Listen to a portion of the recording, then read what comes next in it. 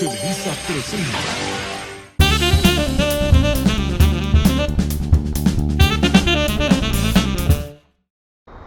Hola compañeros, nosotros somos el equipo 4 del Laboratorio de Inorgánica 1, conformado por Jaciel Hideki de León Solís y Chantal Marín González. Nuestro tema a presentar es la preparación de nanopartículas de óxido de hierro por reducción-precipitación. Primero, me gustaría iniciar con una breve introducción sobre el tema de la nanotecnología. La nanotecnología es una rama de la ciencia que se encarga de estudiar y manipular materia que se encuentra en dimensiones demasiado pequeñas, siendo específicamente entre 1 a 100 nanómetros.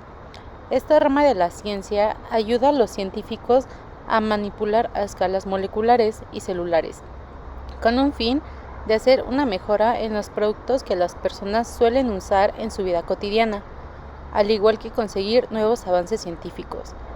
Dependiendo de sus propiedades y menor tamaño, pueden migrar y se pueden acumular en algunos lugares donde las partículas mayores no llegan y así producir efectos adversos, contando con nuevas formas como los nanotubos, fullerenos, entre otros más. Con estos datos se pueden sintetizar diferentes tipos de materiales nanoestructurados, donde se pueden usar como liberadores selectivos. Por otra parte, la técnica de reducción-precipitación se pueden observar rendimientos mejores para una síntesis de nanopartículas. Esto se debe a que se realiza por una adición de velocidades altas del agente reductor o surfactante y se puede tener un mejor control. Un ejemplo de una aplicación de nanopartículas magnéticas dentro de la medicina es la resonancia magnética nuclear. Dentro de esta se usan agentes de contraste que se basan en nanopartículas magnéticas cubiertas de un material químico donde éste no tiene que reaccionar con los fluidos del cuerpo, y las partículas se inyectan en el torrente sanguíneo y de ahí viajan hacia diferentes órganos dependiendo de su tamaño. Ahora me gustaría explicar un poco sobre el diamagnetismo. El diamagnetismo fue descubierto en el año de 1845 por Michael Faraday con ayuda de su experimento Faraday, donde tuvo un resultado negativo. Pero en el año de 1778, el científico Justus Brockmans fue el primero en observar que dos materiales ponen resistencia cuando son atraídos a los campos magnéticos. El diamagnetismo es una característica que tiene un imán cuando la magnetización que está en el sostenido opuesto a la aplicación del campo magnético se encuentra débil. Como consecuencia, se puede observar que si un material cuenta con esta propiedad, se puede decir que es un material diamagnético que se repela por un imán. Su aceleración del campo magnético que está externo ralentiza a los electrones. Entonces, estos oponen su acción del campo externo, haciendo que se debilite. En otras palabras, se considera como una propiedad de los materiales cuando se oponen al campo magnético que se le aplica y suele ser muy débil. Por otra parte, el paramagnetismo son los materiales que cuentan con una pequeña susceptibilidad positiva hacia los campos magnéticos. Estos son atraídos de una manera débil por un campo magnético que se ocasiona desde el exterior. Este tipo de materiales no retienen las propiedades magnéticas cuando se quita el grupo externo. Estos materiales incluyen el magnesio, litio, tántalo y el molibdeno. En sus propiedades debe haber una presencia de electrones no apareados y realineación de las trayectorias de los electrones que produce el mismo campo magnético externo. De igual manera, las pequeñas partículas de acero inoxidable se pueden volver paramagnéticas. Esto se refiere a que los imanes que son más fuertes las pueden recoger. En otras palabras, este se encuentra presente y suele ser más fuerte que el diamagnetismo y produce una magnetización en la dirección del campo que se le aplica y es proporcional al campo aplicado. Ahora bien, el procedimiento que se llevará a cabo para la preparación de nanopartículas de óxido de hierro por reducción-precipitación es el siguiente. Primero, recuerden que se debe de lavar el material para no contaminar. Usar siempre el equipo de seguridad completo, siendo la bata, cubrebocas, lentes de seguridad y guantes. Y lo más importante, trabajar con precaución.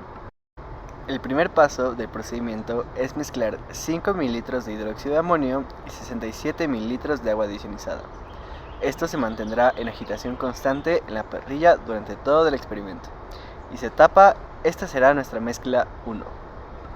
Luego, en un vaso de precipitado de 50 mililitros, se mezclan 3 mililitros de cloruro de hierro con 3 mililitros de agua adicionizada y se pone en una agitación moderada de 500 revoluciones. Se agita por unos minutos y se le agrega gota a gota el bisulfito de sodio hasta que tenga un tono rojo oscuro. Después de esta mezcla, se dejará en agitación hasta que tenga su estado inicial. Ya formado el reactivo, se le agregará a nuestra mezcla 1 y se le aumentará la agitación a 100 revoluciones hasta que tenga un tono oscuro. Ya formado el precipitado, se verifica que se haya formado el sólido, siendo las nanopartículas sintetizadas de óxido de hierro. Para saber si se formaron, se pasa el magneto afuera del vaso y el sólido se tiene que impregnar a la pared del vaso, siendo al magneto, ya que estas nanopartículas, al ser magnéticas, son atraídas por el magneto. Entonces, como resultado, se obtuvo un sólido de color negro, donde son las nanopartículas sintetizadas de óxido de hierro, donde estas sí se llegaron a impregnar a la pared del vaso cuando se pasaba el magneto. Si se mezclara la solución roja con el hidróxido de amonio, se hubiera obtenido hidróxido de hierro en lugar de óxido de hierro. Para este caso, tendríamos un precipitado de color rojo. Entonces, tendríamos que filtrar y sería como resultado un polvo rojo fino. Y bueno, algunos métodos que se utilizan para evitar la formación de agregados en ferrofluidos es utilizar una estabilización electrostática, lo cual evitaría que las nanopartículas sigan con su proceso de crecimiento y crezcan en el punto de ya no considerarse nanopartículas.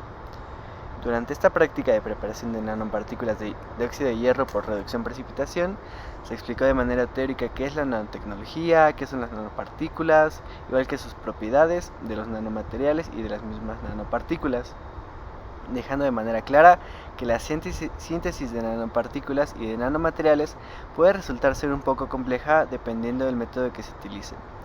También se mencionaron algunas de las aplicaciones de las nanopartículas magnéticas, al igual que la diferencia del diamagnetismo y el paramagnetismo.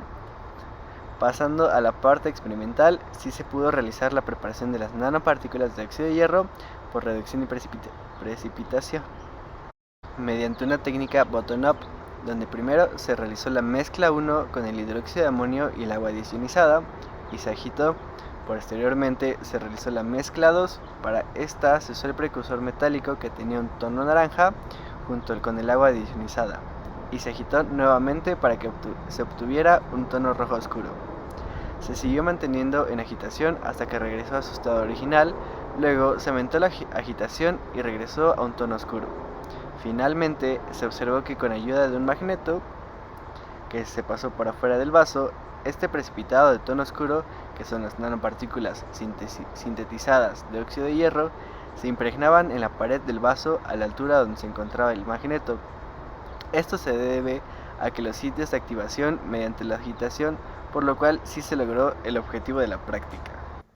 Finalmente, como es una muy pequeña nanopartícula, no se puede percibir al ojo humano. Lo que se logra ver es una aglomeración de estas nanopartículas. Gracias al laboratorio de Inorgánica 1, pudimos aprender un poco sobre este método.